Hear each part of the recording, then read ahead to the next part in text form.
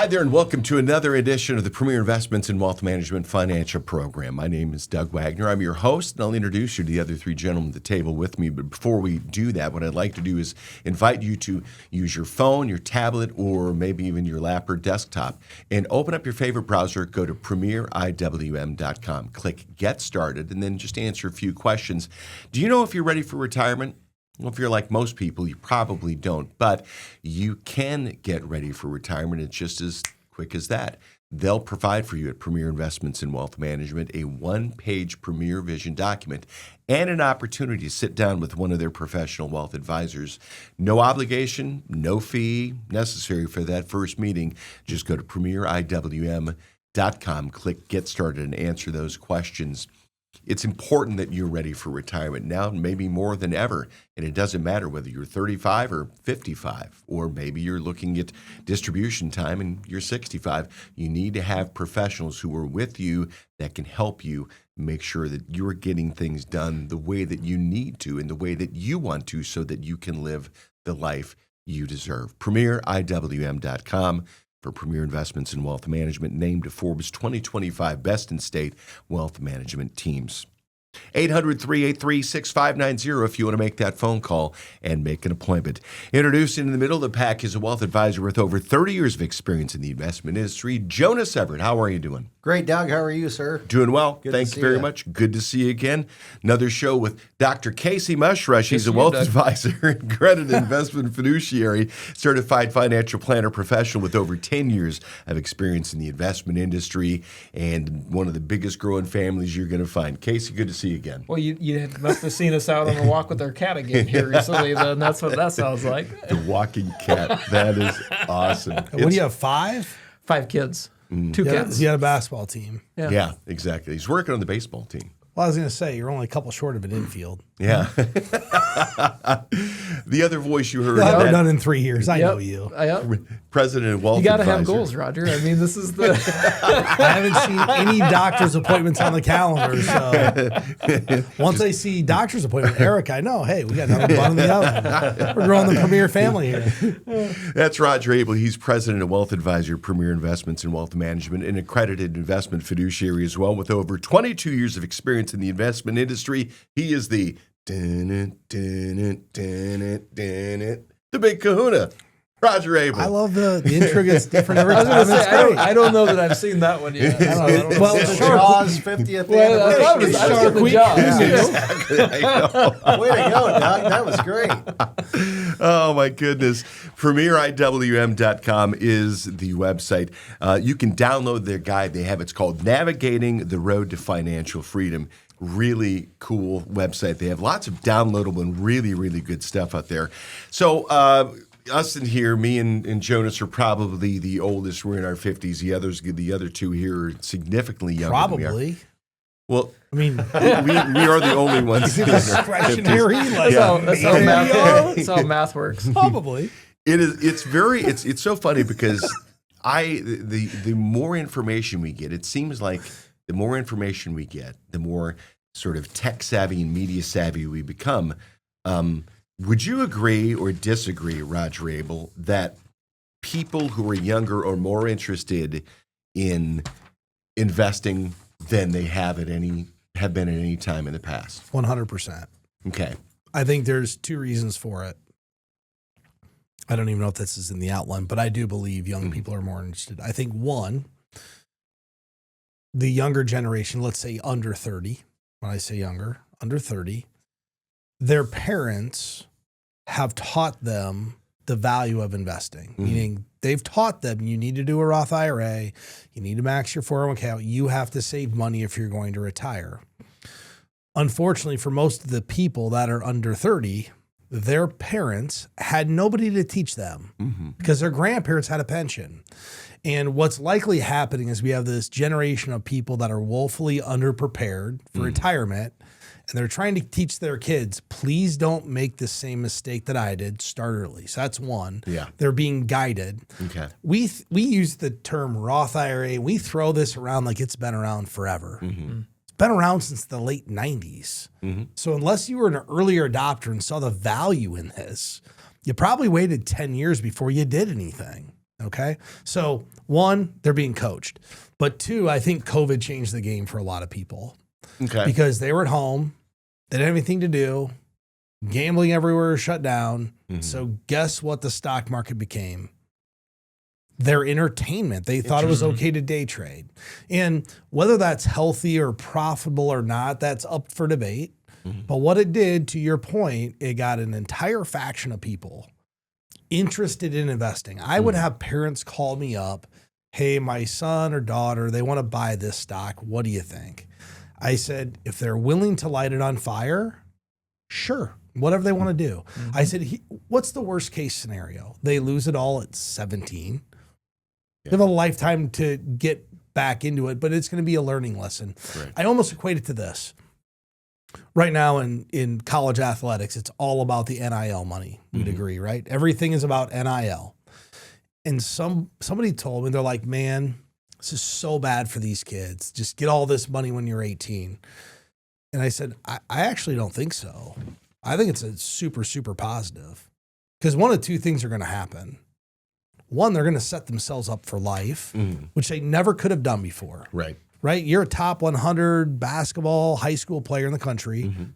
You're getting $1 million. Like you have the opportunity to set yourself up forever. Right. Or you're going to get $1 million or a few million or whatever it is, and you're going to blow it all. That's not a bad thing. You learned a really valuable lesson at 17, 18, and 19 versus 30, 35, and 40 when it really counts. Yep. It's interesting. Well, that actually goes to something that I talk to people in the estate planning context constantly. I would much rather have a kid make a $10,000 mistake than have him make $1 million mistake. Well, you know, And it's exactly that same. I don't know if you use this with your people, but I have the 3B mentality, like with money. When people get money at a young age, they typically blow it. So we talk, like I talk with people about in their estate planning, giving money to their kids in 3 phases because it's called the 3Bs. And the first B is typically if you come into money at a young age, you're going to blow it. If I would have got money when I was 19 years old, I'd have had the best boat money could buy. That's what I like to do. I would have blown it. There's 1,000% chance. Well, when you give them the second tranche of money, most people feel really bad for blowing it. They learn their lesson. So they're like, man, what do I do to make up for the money that I blew? And they think that the best thing to do is to start a business, right? They see business owners, highly successful. Well, unfortunately, 90% of small businesses are out of business in 3 years. So they lost the second third. By the time they get the third B or the third of the money, they've blown it. They had a bad business deal. They'll take the last third and they'll bury it.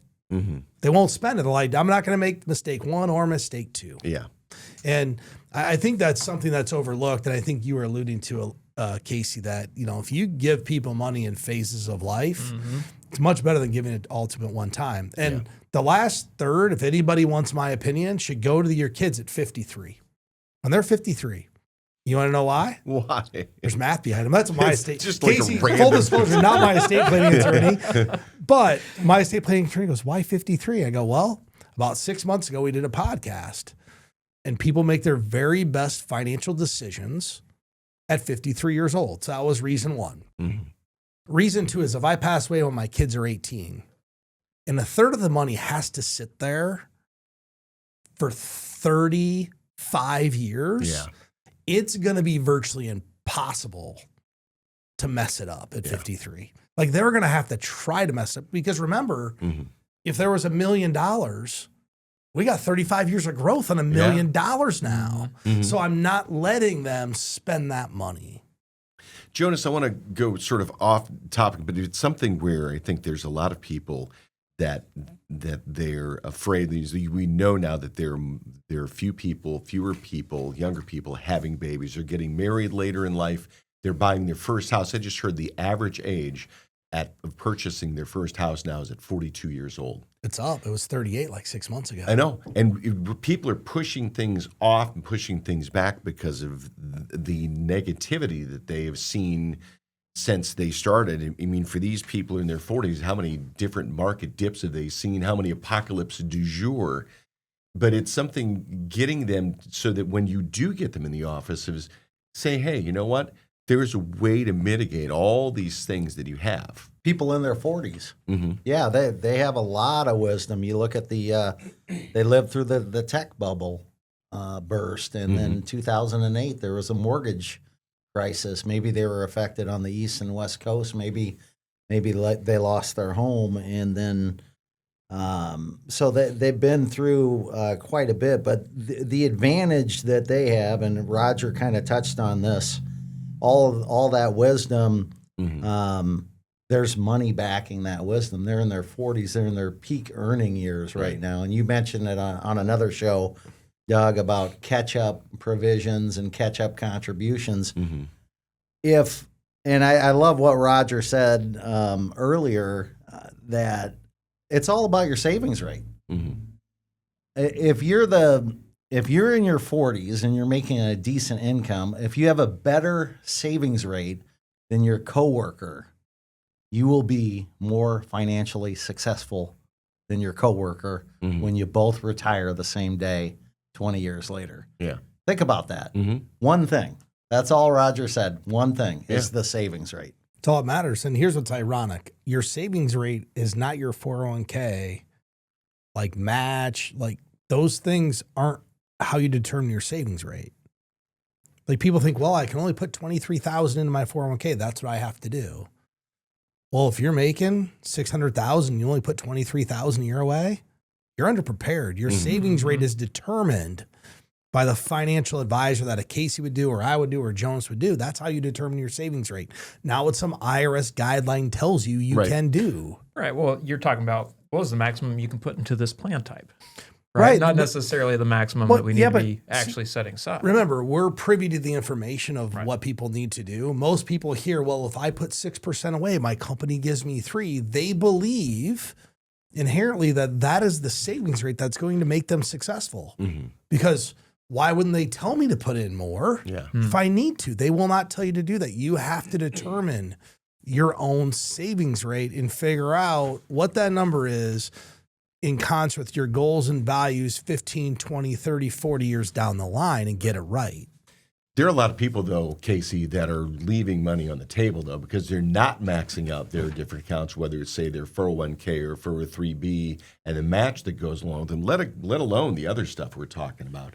Right. Billions Well, and it also, I mean, it depends on the way that you're accessing that 401k or how you're putting money in there too. So one of the things, especially when it comes over to those 401ks, so kind of what you mentioned, I mean, there's billions of dollars that are left on the table every single year of people that aren't putting in enough money to meet your full match. I mean, it's not, I hear this term where it gets thrown out that that's free money. I don't like that. It's not free money. It's part of your compensation package. You're simply telling your employer, I will work for less than what you are willing to pay me. So reframe it that way, and then you realize you just inadvertently cut your own paycheck, and that maybe might be a little bit of a better motivator. But the other part of that too is that not all plan actually has what are called true-up provisions. And what a true-up provision is if you over-contribute or you put in too much money in the first part of the year, you hit that maximum that you were talking about, that $23,500 for the employee deferrals for 2025, Roger. If there's not a true-up provision and you hit that in June, well, you might be foregoing 6 months of match because you're not putting any money in the back part of that plan. Now, there are some plans that, again, this is very plan specific. I would say typically a lot of large employers that I've seen in this, they have a true-up provision saying, well, if you do that full contribution in the early part of the year, we'll come and true you up and we'll actually match it. But that is not something that is consistent across all plans. So stretching it over a full year or not stretching it over a full year might also be leaving money on the table, even though you've put in the full amount that you're willing to put in. Jonas, talk to me a little bit, because we've been focusing so much on 401ks here. There are other things you want to make sure that you're working with as well to make sure you're maximizing contributions to your different retirement accounts, the IRAs and Roth IRAs. Yeah, absolutely. And, I think that Roger hit the nail on the head. It's you're in your peak earning years. Don't let that guideline, one particular amount, get in your head. You need to actually save more than you possibly can. A couple of other things, Doug. You look at you really have to balance risk and growth in your portfolio. You're reaching a point to where This is a pivotal time, I think, in your 40s. And if you can be aggressive about eliminating debt, I love talking to 40-year-olds about making extra payments on their mortgage. That I really get excited about that, because if I can get them to do that, just the sheer amount of time that they have left on their mortgage is going to be eliminated by years, 3 to 5 to 7 years. And as this is kind of funny, guys, the mortgage companies don't really make it too easy for you to make extra payments. No. If you've ever tried that, it's depending on what mortgage company, it's not very good. And then the last thing I'll say, which I love spare tires, Doug. Oh, big fan of spare in your tires. 40s, I just sent off a check for a new AC unit in the mail this morning. You have to have an emergency fund over and above. You have to have a second spare pile of cash, just in the event there might be an opportunity in the market. There might be an opportunity to buy a business. It could be something that you're going to change careers. Maybe you have 180 days of wages saved up, and you've always wanted to switch careers. That makes you more flexible, gives you a margin of safety to do what you want in your life. So there's a lot of different things you can do, a lot of exciting things you can do in your 40s. Yeah, it's kind of interesting. You mentioned the career changing. And just, again, not obviously definitive by any stretch of the imagination, but I have heard for about every $10,000 of income, figure about a week off in terms of that job search. So just as a really quick rule of thumb, I mean, if you're talking, $150,000, $200,000 a year, I mean, you might be off for a couple of different months while you're looking for that replacement job. Well, yeah, because you're probably holding out for management. Right? Just like Cousin Eddie. Hold out for a management job. When you said that, it was just, I'm like, yeah. Premier Investments and Wealth Management. We're talking with Jonas Everett, with Roger Abel and Casey Mushrush, and we're talking about retirement savings strategies in your 40s. It doesn't matter whether you're in your 40s, 50s, 30s, 60s. If you need professional advice, then the folks at Premier Investments and Wealth Management are the place to come. PremierIWM.com. Once on the website, click Get Started. Answer a few questions. They'll provide for you a one-page Premier Vision document. Helps you get a better understanding of whether you're prepared for retirement at whatever age you are. Get in touch with them at PremierIWM.com. Also, you can download the guide to Navigating the Road to Financial Freedom. Lots of good downloadable information. You can even make your appointment online. If you go through that Get Started, click there and do all that, they will reach out to you, schedule an appointment with you, sit down for no fee. They'll walk you through the one-page Premier Vision document and hand it to you at the end. You can use it however you'd like. I'd like to think that you'd be working with Premier Investments and Wealth Management by the time you're done with that. PremierIWM.com or call 800-383-6590.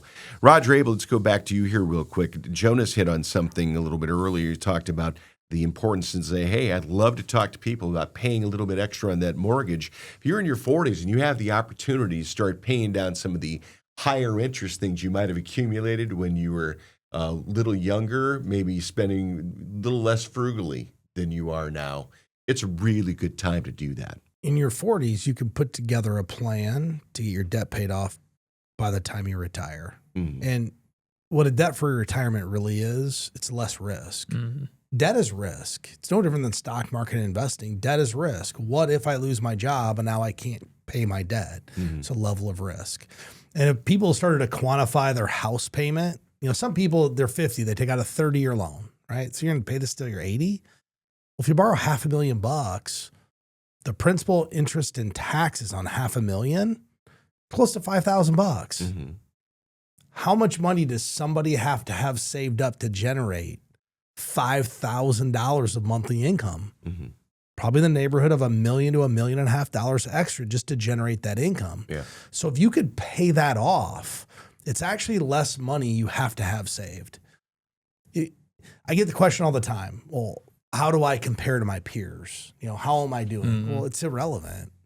It's only relevant to the amount of debt you have, the payments you have, and the lifestyle you live. It's only a relevant thing. So eliminating debt starts in your 40s. So if you're 46, you want to retire at 60, go find an amortization calculator, plug in how much you owe, what your interest rate is. How much do I have to pay over the next 14 years to get my mortgage knocked out? And if you start paying a little bit more over time, it's a heck of a lot easier than saying, man, I'm 59, I'm retiring next year. I need to come up with $200,000. It's like dollar cost averaging just into your mortgage. Right. Something you mentioned on there is the comment you just said about as far as the actual mortgage in and of itself, it being a measure of risk, right? Because when you take a look at, again, based off the numbers that you're running over on that side of trying to eliminate or reduce down that overall portfolio, like it doesn't really make a whole lot of sense to me to somebody says, well, I want to hold on to this thing because of the tax benefits and all that. There's no tax benefit. Well, there's You're not. paying- I mean, we just had a piece of legislation that a standard deduction is it's over $30,000 for a married couple right now. Do you know how hard it is for someone to itemize $30,000 with a $10,000 limit on the state and local tax, even if it's raised to 40? Go find me a person who's making Right. Well, I mean, that's $200,000 a realistically, year. you're talking maybe over on the East Coast, maybe somewhere in Texas or something like that, where property taxes are a little bit higher. Maybe it's relevant in that kind of a situation, but for the vast, vast majority of people, it's just not. I think it was like 87% of people just in the last couple of years alone. 87% of people took the standard deduction, and we just made that permanent. Well, here's what's ironic about the legislation. Now we're talking about the one big beautiful bill. Yeah. But it's okay. But think about this. Well, that SALT deduction's only up to $400,000. After 400, it goes away. Well, how many people making 200,000 have a $30,000 property and state tax bill? Not very many. Yeah. Like, yeah, in California on 200, you could hit it. The vast majority don't have that problem, and most people in California making a lot more than $200,000. Right, but that also has so a they lot don't more get to the do SALT that's gone. with the property rather than the income too. Well, right? the income too. I mean, the incomes there are four Yeah. That's why everybody on the coast and even in parts of Chicago and major metros, that they were the ones that were clamoring for the SALT deduction in order to be able to put it in there. But if 400,000, is it really going to do most people any good? No. It's going to do a small percentage. It's not doing wealthy people any good. I know they want to tout that. Well, wealthy people got the bet. How? They didn't get any benefit to this. We're talking about retirement savings strategies in your 40s. Digressed. Sorry. We're going to turn a little bit. Casey, something I remember when I was in my 40s, maybe the thing that I was most concerned about as far as healthcare needs is pulling my hammy in advance of the softball game. That's the one thing I didn't want to do. What you're talking about now, I mean, it's some sophisticated stuff. Well, it can be sophisticated, but it's pretty simple. So I mean, we take a look at future healthcare needs, right? You know, the 40s are a great time to start planning for that. You know, depending on the way your health insurance plan is set up, HSAs are possibly the best retirement planning account that are out there right now. You can get a triple tax. You know, there's a triple tax advantage with them. You can get a deduction when you put money in. You can pull it out tax-free if it's for medical expenses, you know, either now or in the future. You can also get tax deferral on the thing. So you can pull the money out after age 65 and just pay ordinary taxes on it like you would a traditional IRA. So they are one of the most powerful retirement planning vehicles and probably one of the very underutilized, I think. Now, that might be a function of the contribution limits. They're pretty limited in the amount that you can put in. It's like $8,300 for a married couple. You know, for 2025, but definitely taking a look at that as some sort of a future item is important as well. Now, kind of not even on this though. There may be, and this I think kind of gets into that healthcare range, is because right now, especially for people who are in the 40s, maybe even late 50s, you know, we have this term of the sandwich generation where we've got older people and then they've got younger kids that are still on their insurance and things like that. How's that impacting you? You know, making sure you understand what is that potential impact. You need to be, maybe it's that third spare tire, Jonas, of having that additional cash that's available to make sure that if something happens that's unexpected on the healthcare front, whether it's for you or somebody that you care about, and now you're, you know, maybe not legally, but morally you're on the hook that you need to be helping them out, that you can actually do so. Question. What do you think the biggest healthcare expenses that people don't plan for removing long-term care from the equation? Removing long-term care? Yeah, like true healthcare expense, the one thing nobody thinks about that is going to go bad, they're not planning on it. I would say meds. I think it's teeth. Oh, yeah. Oh, Teeth. You know what it costs you a full month? So I have an individual who needs a full, like, teeth are starting to rot. Full pull all of them, put dentures in. 40,000. Whole thing. Yeah. 40,000. It's insane. To do the bridge, Yep, just to take exactly. the teeth out, to get dentures, $5,000. How many people are saying, hey, I likely need on the sideline $5,000 to $50,000 to take care of my teeth?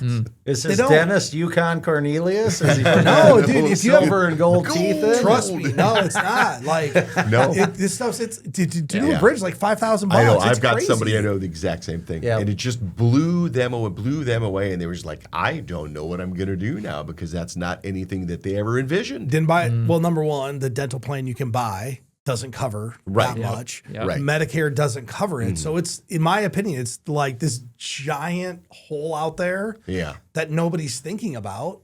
That's going to happen. Like, our teeth are not getting better. Right. If you're Remember listening, this. put down that caramel apple. Exactly. You're about ready to eat. Brush your teeth. Brush and floss. I'm telling you. Premier Investments and Premier Wealth Dental, Management. Premier Investment in Dental. Exactly. By the way, Premier Investments toothbrush right here. Premier Investments Delta and Wealth Dental offered Management. here. Who knew? Right.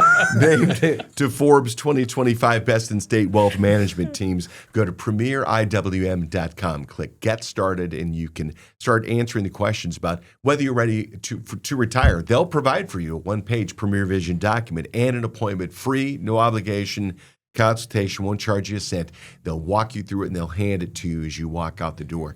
I think you're going to be walking back in, though. Premier Investments in Wealth Management at premieriwm.com. Make your appointment online or call 800-383-6590. Casey Mushrush, Roger Abel, and Jonas Everett. If you're in your 40s and maybe for whatever reason you just haven't started saving, maybe you saved passively into a 401k, you've just done the minimum, and you start looking at what's going to happen right now, you're going, man, I'm not sure I even want to start this because I'm going to feel pretty stupid when I walk in the door. That's not the psychology of what occurs at Premier Investments in Wealth Management. Yeah, don't panic. One thing that you have to realize, give yourself a pat on the back. Those higher wages, the higher earnings, if you're making more money is really more of a sense of control in your life. And, start to, I like what Roger's idea, get a financial plan in your 40s. Do it 10 years before anybody else does. Mm-hmm. And the clients that I work with in their 40s, it's almost like they have very good mentors. They were taught how to save before I met them. I'd rather people come in that have no idea how to save and get them started in the right track. But yeah, catch up, don't panic. Yeah. You know what I feel about this? I feel like I would much rather have someone come to me at 40 with nothing and let us show them what needs to be done because I'm giving them a fighting chance versus just sitting back saying, man, I don't know if I'm going to be okay. I've had multiple people come in here, early 40s, mid 40s, that friends or acquaintances, people I know that were really nervous. Right. They walk out of here, I'm like, it's not that bad. Like, you're actually in decent shape. And I almost equate it to this, Doug, and you're maybe not here yet, Casey, but you are. It's similar to an annual physical. We almost become an accountability partner. And I've told you my analogy of the physical, right? So 90 days leading up to the physical, Jonas is drinking celery juice. We're not having any alcohol. We're exercising every day, right? Because we want our labs to be good. We want to trick it. We don't want to, because we don't want, like, even if you don't really care what your doctor says, there's still a level of pride and disappointment if you don't do that, right? So you get this 90 days. Well, then you get the carryover effect, probably for another 90 days because you're used to exercise, used to eating good. And then pretty soon the holidays roll around and like, yeah, I'll have that cheesecake. Tailgates. So you slightly fall off like for the next 90 days, and then you fall off over Christmas time, but then you're back. Yeah. And it's an accountability partner, just like an advisor. Great, your saving might be going great. Then you had to slow it down, but you know you're coming back for your annual review. Right. So you don't want to disappoint the advisor that you're working with. There's so many like subconscious things involved of having a financial advisor that's not just determined by the dollars and cents that people cannot quantify. And I think that's one for health. Like I asked someone the other day, if you polled everybody that gets an annual physical starting at 40 versus those who don't, I'm going to guess that people who get an annual physical are in better health because they're letting somebody tell them things aren't looking so good. Right. If you're in crappy health, do you really want to go to the doctor and let them tell you you're not doing so good? Or are you going to wait till something really bad happens? No, that makes sense. And it's something that's really interesting too, because Casey, when you start taking a look at how, even whether it's your health, you can catch up, you can make yourself better just by eating better, by exercising, getting a good amount of sleep and hydrating. The older you get, you have the ability to even catch up in the back end of this. I'm getting to this point where I'm starting to look at this. If you end up with a windfall, we got a property that we're going to be selling. And so what are you going to do with that excess income? You put away for taxes, but you need to start looking at things. You want people who say, hey, I got a windfall. I would love to know what to do with this because Right. Well, I think it's that paying attention thing, right? And don't misunderstand me. I'm not saying, like we've talked about before in the past, don't go check the 401k statement all the time. But, actually having some level of attention over into this stuff and having intentionality about it is really what the most important thing is. Now, even in a situation where if there's like a windfall or something like that, that does not mean don't go actually spend a little bit of that. Right. But it's really more about checking in and saying, okay, well, we've got kind of a couple different options here. So here's your existing trajectory. Do we want to accelerate that? Right. So we can actually put the gas down a lot harder by the windfall dollars, or we can carve off a portion of it and still do some acceleration, or we can make some adjustments. Maybe your goals are too low at this point in time because we had that influx. And that's really what a lot of this really from a process standpoint is really built around is I don't necessarily care where you're at when I meet you, right? It's not that it's not relevant. Like how you got over onto from a historical perspective can have an impact on moving forward. Don't misunderstand me because there might be some habits, there might be some things that is ingrained. However, I'm much more interested where you're trying to get to, and that's something that you guys were articulating of when we can take a peek behind that curtain, we can actually figure that part of it out.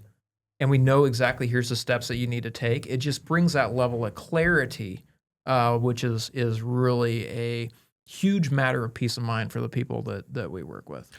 I'll meet you where you are. Let's walk together. Exactly. I like that mindset. That's really wonderful. We're talking about the way to invest if you're in your 40s, if you've something that you maybe have been investing, if you are looking at investing, doesn't matter. Retirement saving strategies in your 40s can be some of the most critical that you'll run into. We're going to talk about some of the common pitfalls and how to avoid them as we wrap up the program.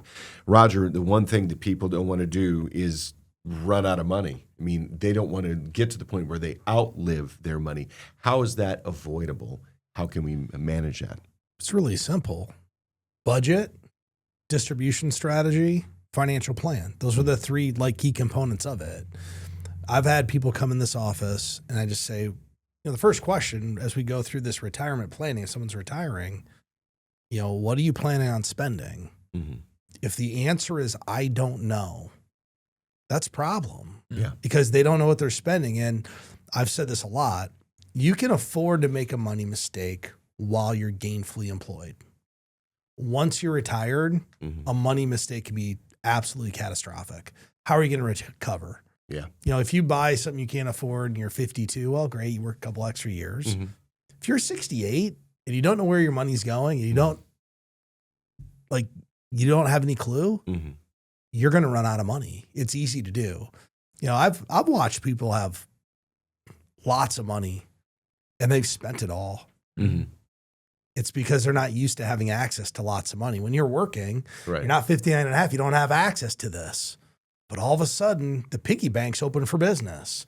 And it doesn't happen $500,000 purchase at a time. It's $30,000 for a vacation, $65,000 for a car. I need $27,000 for a tractor. I need a new camper. I need a new boat. And next thing you know, you spend all your money on a bunch of stuff.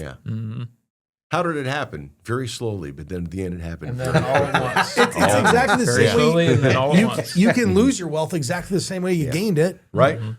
fairly slowly over a long period of time. Yeah. Seriously, if you don't have a distribution strategy, you can watch this thing evaporate, and it won't be in one day, but over 10 years, yeah. And if you think you're too young to start thinking about a distribution strategy when you're in your 40s, then you need to really reconfigure your mindset, because this is what a financial plan does, is it walks you down that road so that you can look into the future with some real glasses on rather than these beer goggles. Okay, so we say financial plan loosely, and I think a lot of people don't even know what that means. Okay. Yeah. Really, it's like a financial map. Mm-hmm. So when we sit down with someone in their 40s, what do you plan on doing in retirement? Mm-hmm. First question. You ask that all the time. If someone's a year out, what's your question? Walk me through your first year in retirement. There you go. What's it look like? Mm-hmm. Because that's going to determine what you're going to spend. If someone says, well, I'm going to buy a place in Arizona and keep a house here, we can start to put numbers behind this. Right.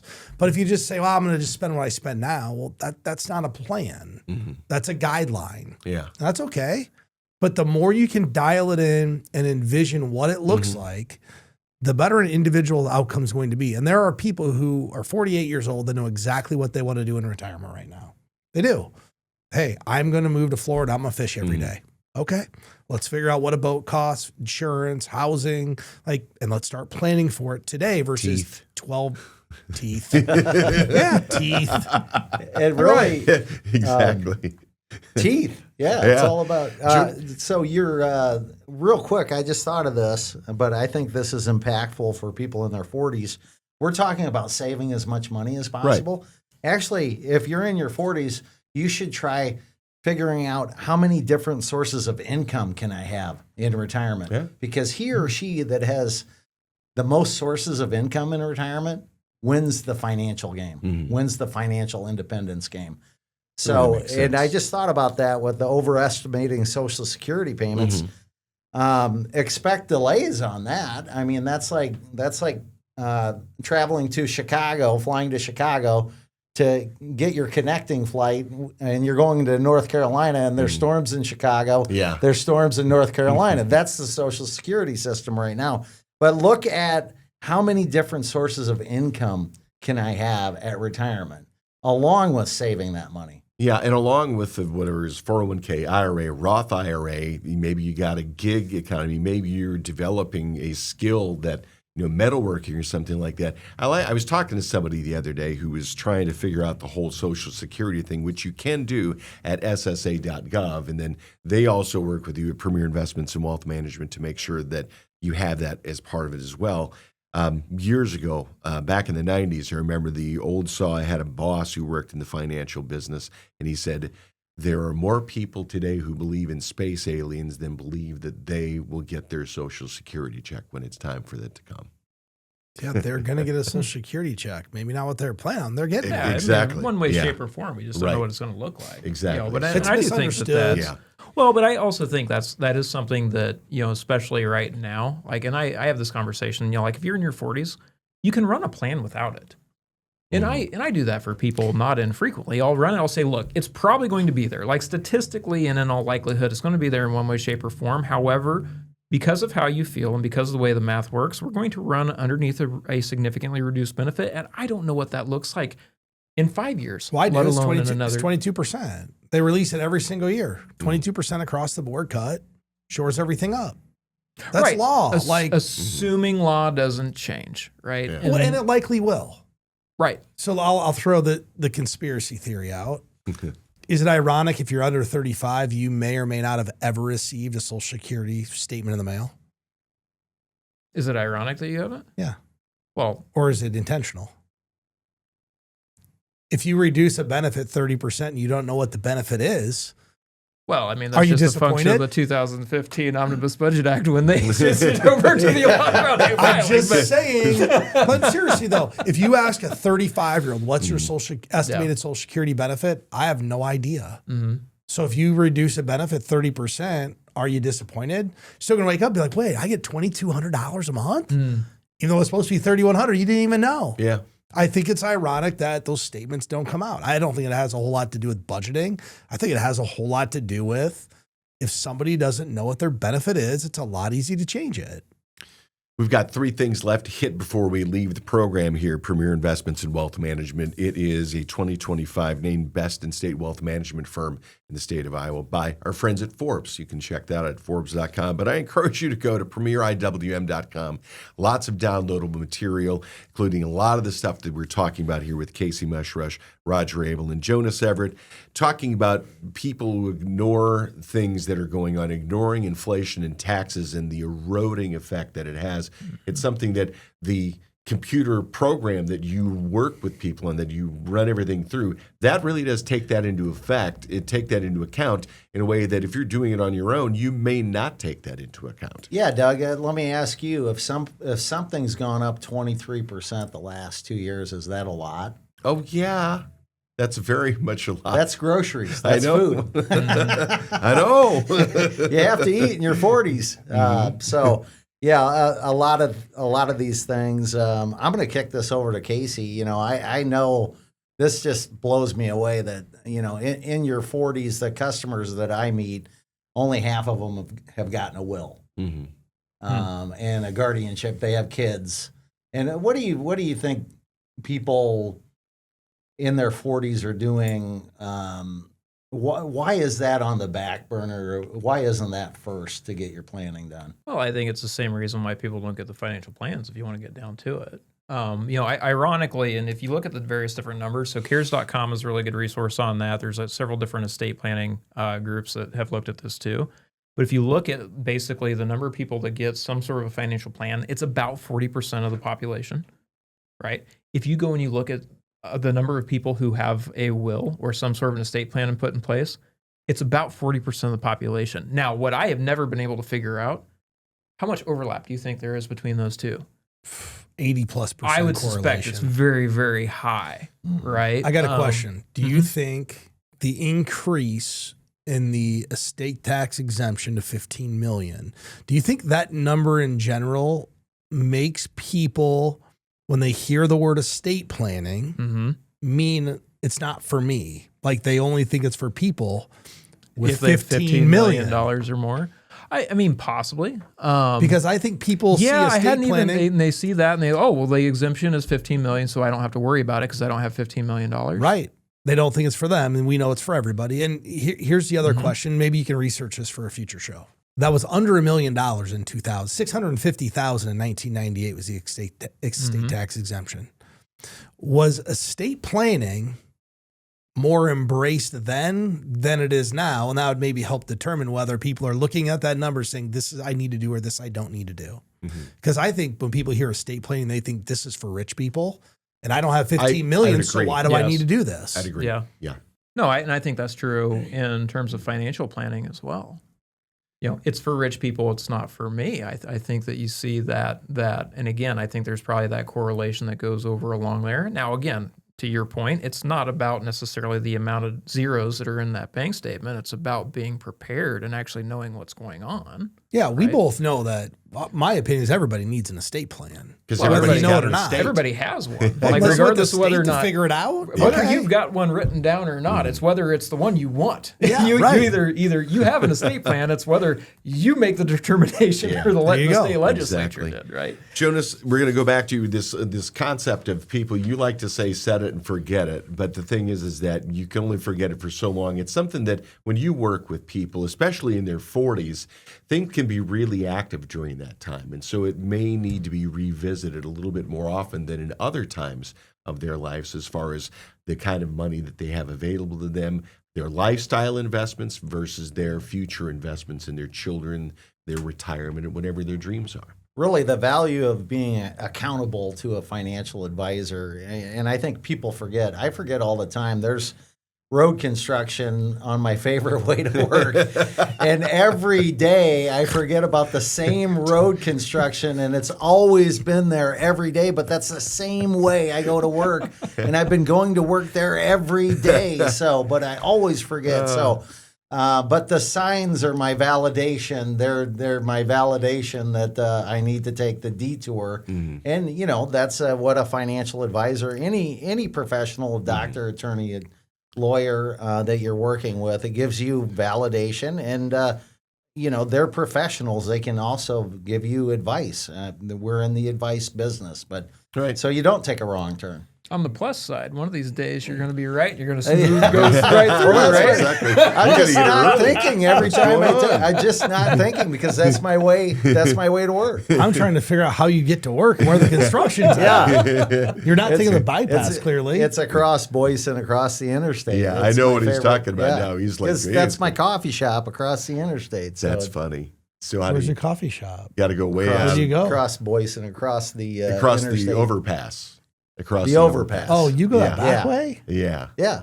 Well, that's where the Well, coffee I live in shop Hiawatha. is. How do so you get there? I get my coffee All right. before work. So We We'll get some digress. coffee another Yeah. time. Premier Investments and Wealth Management at premieriwm.com. It doesn't matter whether you're in your 40s and you're listening to this, but mom and dad or grandma or grandpa even, if you have people who are in or near this 40-year-old range, it's critical that they have professional involvement in their life with regard. They've got doctors, they've got attorneys, they've got houses of faith. Why are they not working with wealth advisors? premieriwm.com is the website to go.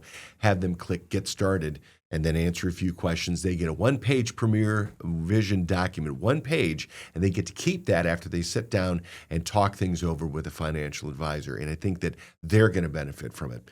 So pass along this radio show, this YouTube show, pass along this link to them and say, you know what, I was thinking about your financial future today. Here's some really good ideas. And make sure that you help them understand that they don't need to sacrifice the possible because of the perfect. It's not going to be perfection every time. If you're worried about not having enough and you just don't want to start now, you're making a mistake. Get started, premieriwm.com. Call today, 800-383-6590. For Casey Mushrush, for Roger Abel, for Jonas Everett, I'm Doug Wagner. Thanks for watching. Thanks for listening.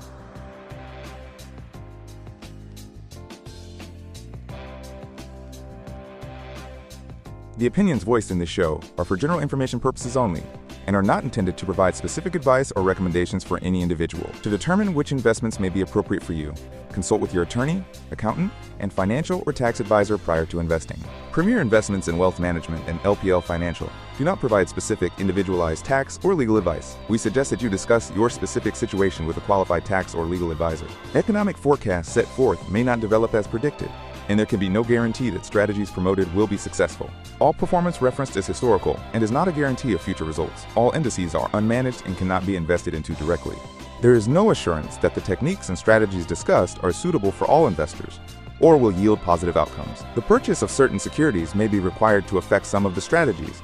Investing involves risks, including possible loss of principal. There is no guarantee that a diversified portfolio will enhance overall returns or outperform a non-diversified portfolio. Diversification does not protect against market risk. Rebalancing a portfolio may cause investors to incur tax liabilities and/or transaction costs, and does not assure a profit or protect against loss. Dollar cost averaging involves continuous investment in securities, regardless of fluctuations in price levels. Investors should consider their ability to continue purchasing through periods of low price levels. Such a plan does not assure a profit and does not protect against loss in declining markets. Forbes' Best in State Wealth Management Team's ranking was developed by Shook Research and is based on in-person, virtual, and telephone due diligence meetings and a ranking algorithm that includes a measure of each team's best practices, client retention, industry experience, review of compliance records, firm nominations, and quantitative criteria, including assets under management and revenue generated for their firms. Investment performance is not a criterion because client objectives and risk tolerances vary, and advisors rarely have audited performance reports. Shook's research and rankings provide opinions intended to help investors choose the right financial advisor and team, and are not indicative of future performance or representative of any one client's experience. Past performance is not an indication of future results. Neither Forbes nor Shook Research receive compensation in exchange for placement on the ranking. For more information, please see www.shookresearch.com. Shook is a registered trademark of Shook Research, LLC.